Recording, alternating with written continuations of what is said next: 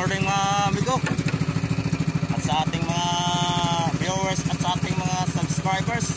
Yan, maraming salamat sa inyong pag-suporta ng aking video. So yan amigo, update na tayo amigo sa huli natin kahapon sa binta. Paano yung inabot ng isda natin kahapon. So ang isda natin kahapon amigo buminta ng 2.5 mahigit.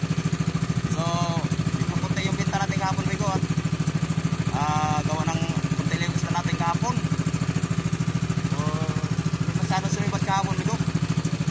So sana ngayon amigo sumibad at maganda naman yung panahon gawa ng may bagyo nga. So yan amigo, makulimlim yung kalangitan amigo. Ito yung hinahanap natin amigo na kalangitan amigo, yung makulimlim. Sana sumiwad yung isda ngayon. So lumakad pa rin tayo amigo kahit may masama na ng banta, masama ng panahon. Pero kalmada pa man dito sa amin ngayon amigo.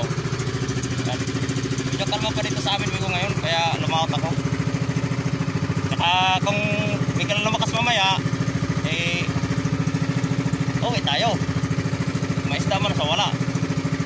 Pero sana hindi pa lumakas mamaya para may binta tayo mamayang hapon at nang makabili tayo ng bigas ng stock. So yun bigo at malayo-layo pa yung tatakbuhin natin. Nandito pa tayo sa aming isla. Yan nasa isla pa tayo ng Biliran. So malayo pa yung Samar. Doon pa. So ayun bigo, maraming salamat ulit sa mga subscribers natin. Nadagdagan yung subscribers natin bigo. Naging 71 na. Sana tuloy-tuloy lang yung panonood niyo ng ating video. Saka mag-subscribe na rin kayo para maragdagan yung ating subscribers. So yan, maraming salamat ulit sa ating mga viewers, sa ating mga subscribers, sa mga silent viewers dyan. Maraming salamat at magandang umaga sa inyong lahat. So yun, yun na muna.